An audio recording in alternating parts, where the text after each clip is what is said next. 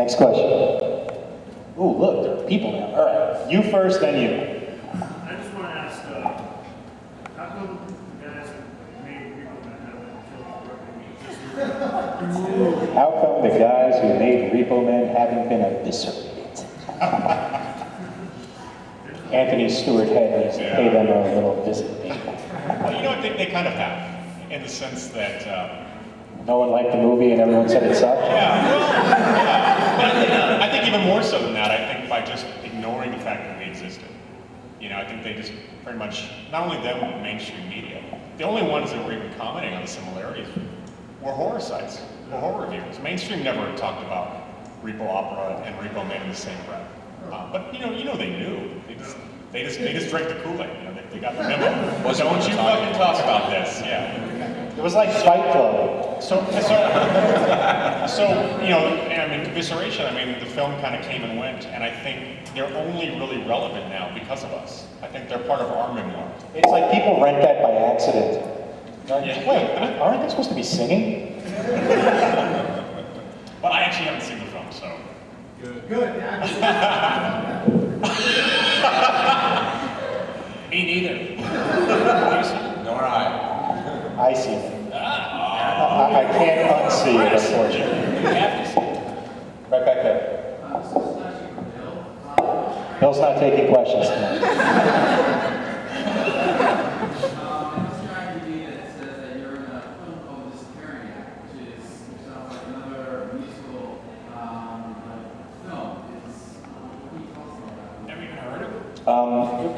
Let me speak on this as a journalist for a second. Yep. IMDb, don't believe anything.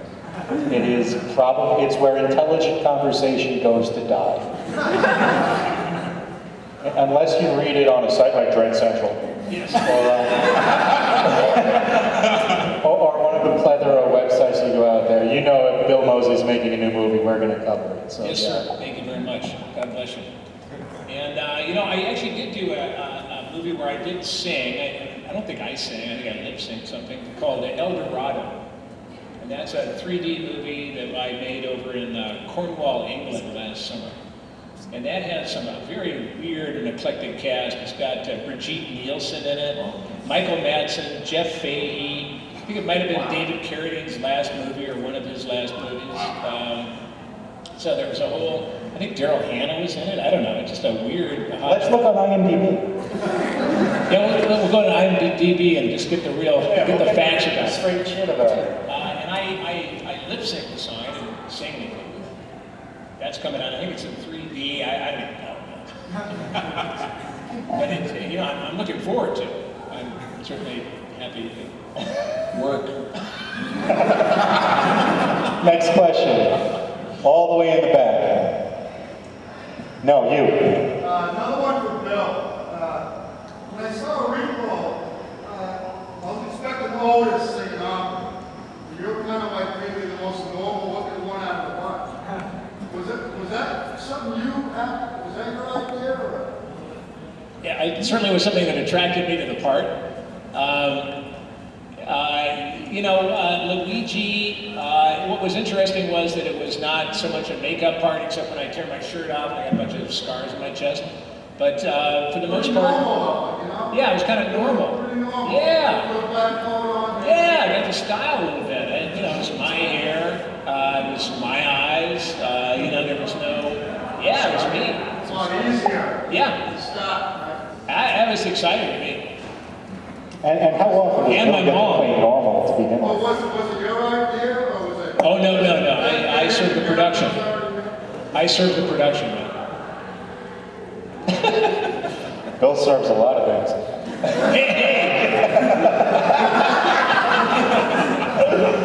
Any other questions? It's always all about it. It always comes back to cock jokes, no matter what I do. Right there at the end. I know, you guys, come on, you're in costume for God's sake. Someone over there has had a question. All right, now that you're on the spot, speak the fuck up. All right, this is for Ogre. Was it hard to do like Pavi's accent? Because, I mean, it's really different from your real voice. No, I have this kind of Tourette's thing. He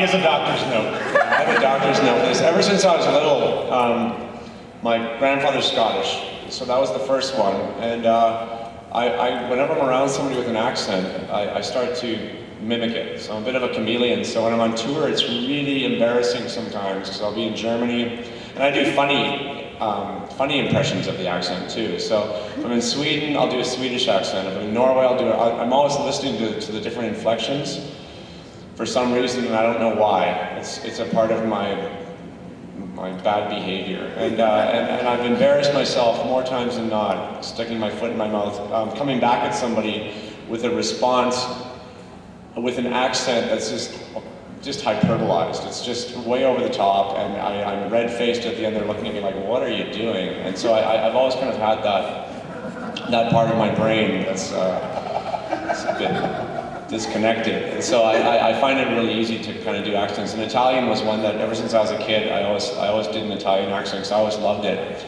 And when I went to Italy, I've been there 3 times traveling. You know, when you go to a different country, people enjoy when you try and at least know a few words in their language. And in Italy especially, it's not just the language, but it's actually the inflection and the enthusiasm. So when you put a little bit of that into it, they really appreciate it. So I get good marks in Italy, and everywhere else I suck because I put my foot in my mouth with that. So. Next question.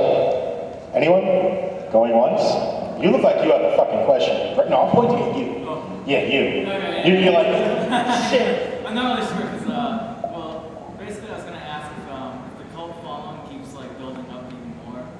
Is there any chances there might be some like re-release in the theaters or release at all? 'Cause I never even heard it come to any theaters around me at least. So I was just wondering if you guys had any like screenings planned or Well, if you ever did. I mean, truth be told, you know, fans would be more on the pulse of that than we are. But there's a couple of shadowcasts in Boston, Massachusetts. yeah. There's one in Boston. From Boston. And I don't have direct info for any of that, but I know that if you go to reposhadowcast.com, people post, run by fans, done by fans, they post where the various shadowcasts are and usually link to their performances. So, hell, I mean, probably if you just even go on Facebook and type in Boston Shadowcast, something will probably come up. But anyway, yeah, so there's a possibility things will continue to grow, but yeah, I mean, there's casts popping up everywhere, so you just have to look. It's like you're either in the know or you're not, and once you're in the know, you're in. I'm not in the know, sadly. Okay, Boston, there's never anything going on there, so I always have to come to Boston. Seek and you shall find. Someone over here. I'm sorry. Are you good? Oh yeah. You sure? Yeah. I didn't mean to fucking cut you off. No. All right. Someone over here had a... Holy shit. All right. Well, I'll take you first, and I'll save the woman back there for last.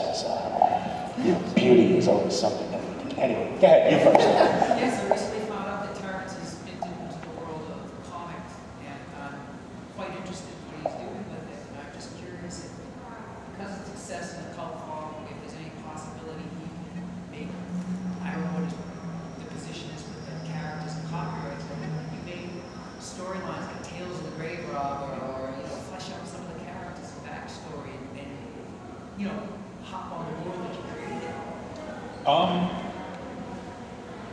That's a good question. Well, I guess I'll start with a plug, if you guys don't mind.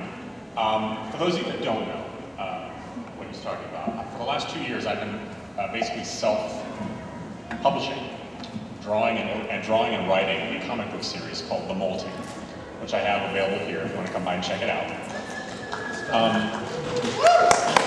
Buy copies. Holy shit. Oh, thank you, yeah. The new issue is out right now.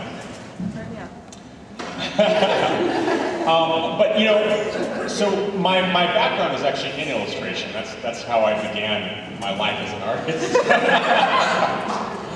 Is drawing pictures, dirty pictures originally. So, but and the drawings in Repo, the kind of comic book sequences you see, that's my artwork. So visual storytelling is kind of, I guess, my roots, and I'm returning my roots to the molting. But in terms of Repo comics, you know, I haven't really been approached by anything like that. Here's the reality with comics. It's a tremendous amount of work. I've been drawing the molting now for 2 years, and I mean like a Korean sweatshop is what I always say. It's 10, 12 hours a day, and even at that exhausting pace, it takes usually about 3 months to get an issue out. So the notion of revisiting Repo in that capacity is a little daunting. But truthfully, forgetting my own exhaustion, I actually would prefer to see Repo, and at least in comic form, taken on by other artists. I'd really like to see the world open up in that way. I feel like I've already kind of told my version of that comic story, I guess, in the You movies. do be very careful. We don't need a remake. Very careful. No, but Platinum Dune is Repo, the genetic opera. Now with more songs and film training. The stories that people write, the Repo stories, the great character stuff.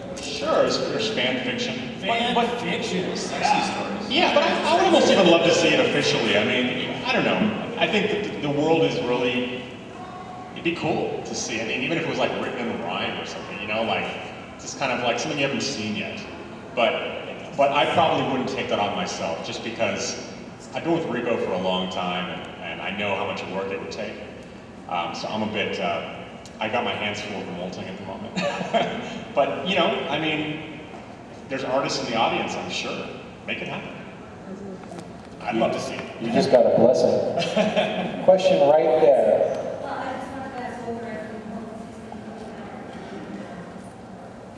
Yeah, definitely. I think we played here last November at the Palladium and had a good show. It was a fun night, and I've been in that haunted venue. I love it, and so I think we'll be coming on doing an Ogre tour starting in March, hopefully, if all the business goes right. And we're just finishing the next Ogre disc, Pause End, and a little shameless plug. If anybody want to check out a song, there's a free download on the new site for the new Ogre record. It's based on a character I've created called Mr. Brownstone. It's a flash site. It's easy to remember, kind of. It's wdihtf.com, and it stands for whodoihavetofuck.com. And if you go to that site, go to the store, there's a free download for a song called Kaleidoscope, and it'll show you kind of the direction the band's heading in for that tour. So spring, summer. Thank you. Last question, if there is one. No. Okay, never mind. Go ahead. What are the chances of there being some sort of, not really a grand scale, but like a sort of traveling theatrical version happening? Is that, what's the chance of that happening? I mean, obviously not the original cast, but something that's, official, sort of following. I don't know what the chances are of that. Personally, I think even if it wasn't a traveling thing, I think it'd be pretty cool if we could do at some point a one night only or something like theatrical adaptation of the movie with the original cast. That'd be pretty badass, right? Yeah. Yeah, right, Winall, yeah. And not, and not at your parents' opera house.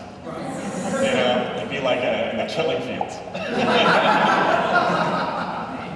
Guys, It's time. Terrence Zdunich. I'm relying on his parents' pronunciation.